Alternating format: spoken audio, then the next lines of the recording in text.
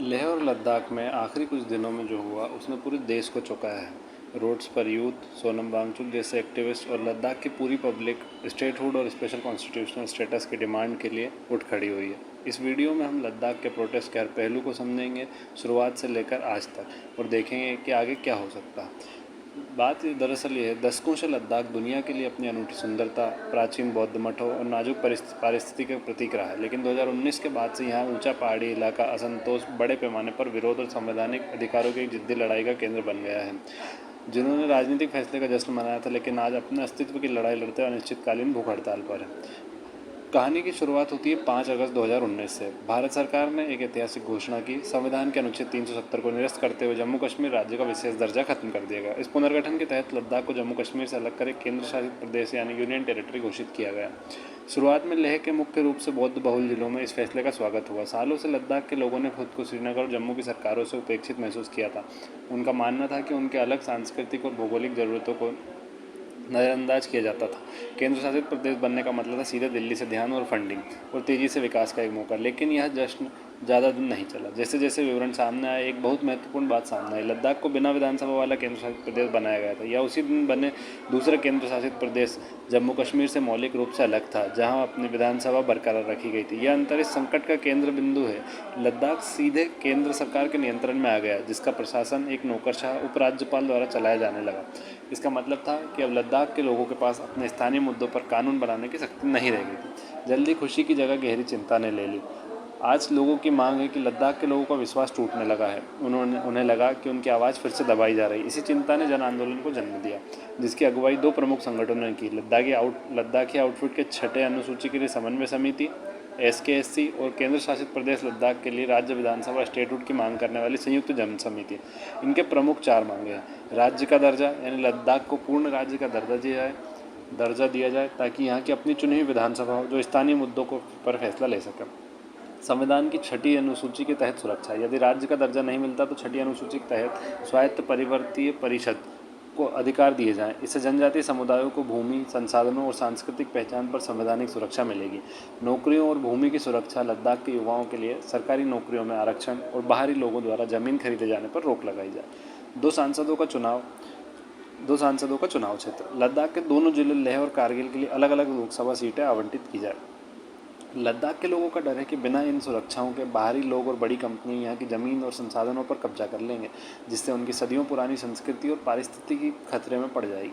छठी अनुसूची, राज्य का दर्जा क्यों जरूरी? संविधान की छठी अनुसूची जनजातीय इलाकों को विशेष स्वायत्ता, भूमि अधिकार और सांस्कृतिक सुरक्षा देती है, जो फिलहाल सिर्फ पूर्वोत्तर भारत में लागू है। लद्दाखी समाज मानता है कि बाहरी आबादी, केंद्र नियंत्रण और रोजगार संकट से उनकी पहचान और पर्यावरण खतरे में। इसी वजह से वे छठी अनुसूची और पूर्ण राज्य का दर्जा चाहते हैं। असल में अब जो घटनाक्रम हुआ उसकी जानकारी देखते हैं। शांतिपूर्ण विरोध से ये तनाव की तरफ चला गया। इस आंदोलन ने एक लंबा और धैर्यपूर्ण सफर तय किया। 2019 से 23 तक SKSC ने केंद्र सरकार के साथ कई दौर की बातचीत की। सरकार ने एक उच्च स्तरीय समिति का गठन किया, लेकिन ठोस नतीजा नहीं निकला। जनवरी-फरवरी 2024 में धैर्य जवाब देने लगा। SKSC ने लेह में पूर्ण लद्दाख बंद, कंप्लीट बंद का आह्वान किया। हजारों लोग सड़कों पर उतर आए। इसके बाद सोनम वांगचुक ने 21 दिन की जलवायु अनशन, क्लाइमेट फास्ट शुरू किया, जिसने देश भर का ध्यान खींचा। मार्च 2024 में बातचीत फिर से विफल रही।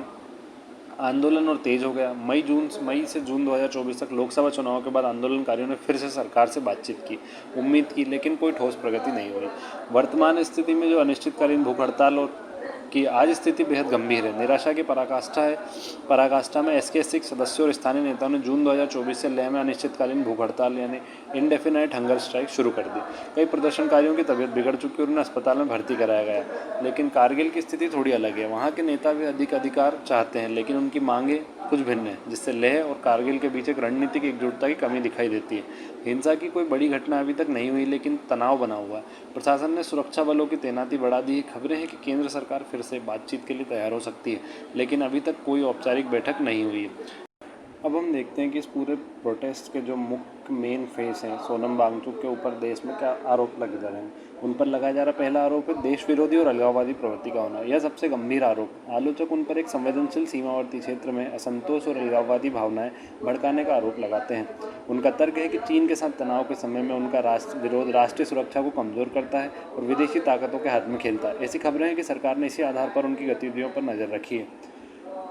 दूसरा उन पर लगाया जाने वाला दूसरा आरोप है विपक्षी दलों का हथियार या छद्म एजेंट होना। उन पर अक्सर आरोप लगता है कि विपक्षी दलों खासकर कांग्रेस के एजेंट हैं। आलोचकों का दावा है कि उनकी सक्रियता जन आंदोलन नहीं बल्कि सरकार को निशाने पर लेने के लिए विपक्ष द्वारा चलाया गया एक नाटक है। उनके कुछ बयानों और विपक्षी नेताओं के साथ मुलाकातों को इस सबूत के तौर पर पेश किया जाता है। उन पर लगाया जाने वाला तीसरा आरोप है विकास में बाधक होना। सरकार और उसके समर्थकों का कहना है कि केंद्र शासित प्रदेश का दर्जा मिलने के बाद लद्दाख में विकास की नई गति आई है। उनका आरोप है कि वांगचुक का आंदोलन इस विकास प्रक्रिया में बाधा डाल रहा है और युवाओं को गलत रास्ते पर ले जा रहा है। उन पर चौथा आरोप है कि भ्रामक और अतिशयोक्तिपूर्ण बयानबाजी करना। उन पर पर्यावरणीय खतरे जैसे मुद्दों को लेकर डर फैलाने और अतिशयोक्ति करने का आरोप लगाया जाता है। उदाहरण के लिए उनके हिमालय के चिपकू आंदोलन वाले बयान को कुछ लोगों ने अनावश्यक रूप से डर पैदा करने वाला बताया है। दरअसल बात यह है कि वांगचुक द्वारा पूर्व में कई बार देश विरोधी बयान दिए गए हैं, जैसे कि ये हम अगर चाइना यहाँ से एंटर करता है तो हम उनका विरोध नहीं करेंगे बल्कि हम उन्हें देश के अंदर के लिए रास्ता बता देंगे। इसके कारण उनका असल विरोध हो रहा है। और जो कांग्रेस है उसके कई सारे जो इसमें जो अभी हिंसा फैली पूरी उसमें उसके जो कांग्रेस के काफ़ी सारे लोग गिरफ्तार हुए। अभी सोनम वांगचुक को भी गिरफ्तार करके जोधपुर ले आया, जोधपुर जेल लेके गए। उसमें भी जो वीडियोस वायरल हुए हैं उसमें एक काफ़ी जो कांग्रेस के लोग हैं वो भड़काते हुए लोगों को यूथ को भड़काते हुए उसमें दिखे हैं। और ये सब नेपाल के बाद में एक बिल्कुल सिस्टमेटिक चल रहा है चीज़ें। इसीलिए लोग जो है इस चीज़ को सीरियसली लेना बंद कर देंगे धीरे धीरे।